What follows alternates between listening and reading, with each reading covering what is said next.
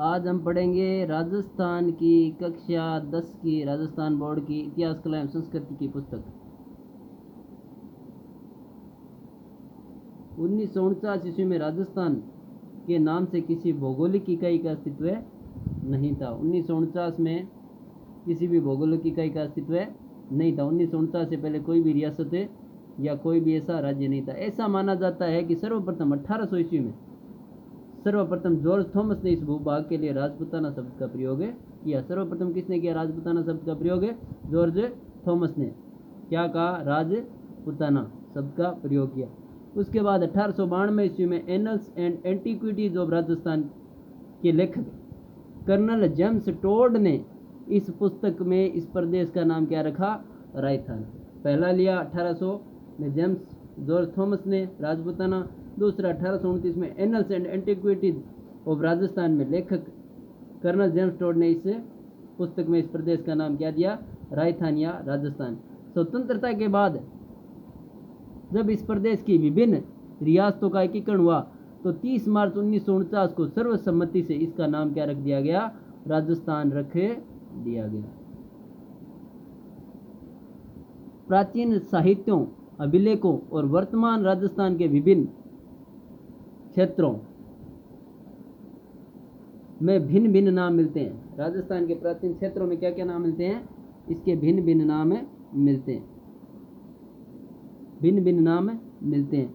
कुछ क्षेत्र में उनकी भौगोलिक विशेषताओं, कुछ क्षेत्र में उनकी भौगोलिक विशेषताओं के आधार पर, सीमाओं के आधार पर, और कुछ क्षेत्रों में वहां बसी जनजातियों के नाम से नाम जाने जाते थे। पहले इसके नाम कैसे जाने जाते थे? कुछ जातियों के हिसाब से और कुछ राज्य की सीमाओं के हिसाब से क्या जाने जाते थे? नाम जाने जाते थे।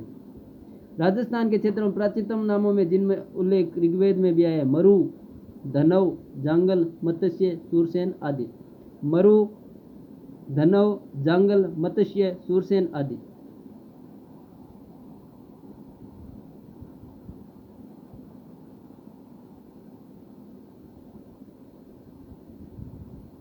मरु और धनव दोनों का अर्थ एक ही है। इनका प्रयोग जोधपुर संभाग के मरुस्थल के लिए हुआ है। जोधपुर संभाग को पहले किस नाम से जाना जाता था? मरु और धनव नाम से जाना जाता था। पहले क्या नाम से जाना जाता था? मरु और धनव नाम से जाना जाता था।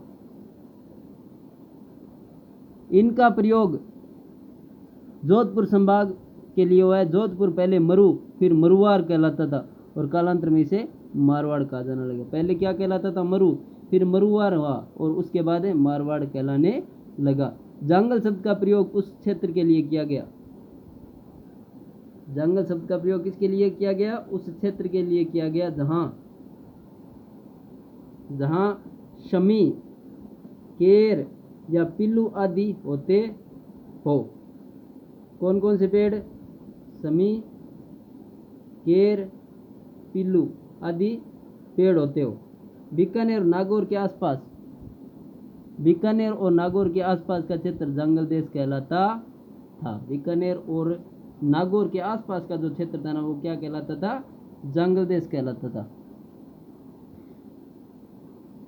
मत्स्य, जिसका उल्लेख महाभारत में एक राज्य के रूप में हुआ है। मत्स्य जिसकी राजधानी कौन सी थी? विराटनगर। मत्स्य राज्य का उल्लेख किस में हुआ है? महाभारत के अंदर हुआ है। वह जयपुर और अलवर भरतपुर तक विस्तृत था। ये जो मत्स्य था ना वो वर्तमान के जयपुर, अलवर और भरतपुर तक विस्तृत था। इसकी राजधानी कौन सी थी? विराटनगर थी। राजधानी का क्या नाम था? विराटनगर था। भरतपुर के मथुरा क्षेत्र से सटे हुए क्षेत्र धौलपुर और करौली के अधिकांश भाग सूरसेन राज्य में आते थे। भरतपुर, मथुरा और क्षेत्र में सटे हुए मतलब ये वाला जो हिस्सा है वो पूरा का पूरा कहाँ आता था? मत्स्य में आता था। महाभारत में इसका उल्लेख मिलता है। महाभारत में क्या मिलता है? इसका उल्लेख मिलता है। भौगोलिक विशेषताओं के आधार पर अन्य क्षेत्र निम्नलिखित है। भौगोलिक सीमाओं के आधार पर क्या क्या है?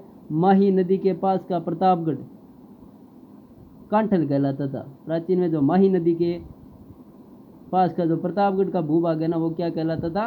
कांठल, क्योंकि यह क्षेत्र माही नदी के किनारे कांठे पर स्थित था। माही नदी के किनारे कांठे पर स्थित था, इसलिए क्या कहते थे? कांठल कहते थे। 56 गांव का समूह होने के कारण प्रतापगढ़ और बांसवाड़ा के मध्य का भूभाग 56 का मैदान है कहलाता है।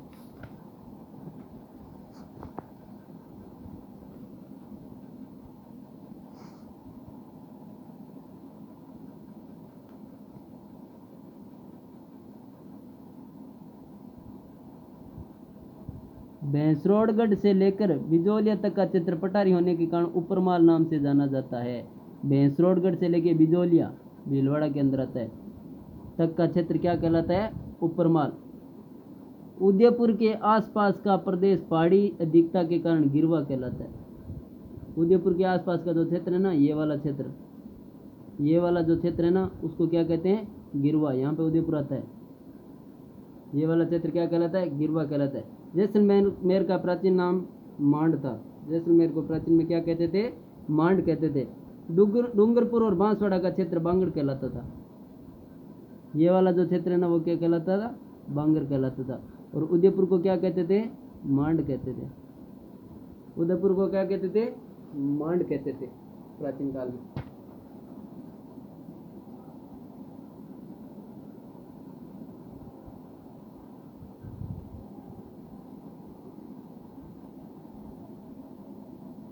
मोटे तौर पर मानव के संपूर्ण इतिहास को 3 भागों में बांटा जा सकता है: प्राक युग, आद्य युग और ऐतिहासिक युग। मानव का इतिहास 3 भागों में बंटा हुआ है: प्राक युग, आद्य युग और ऐतिहासिक युग।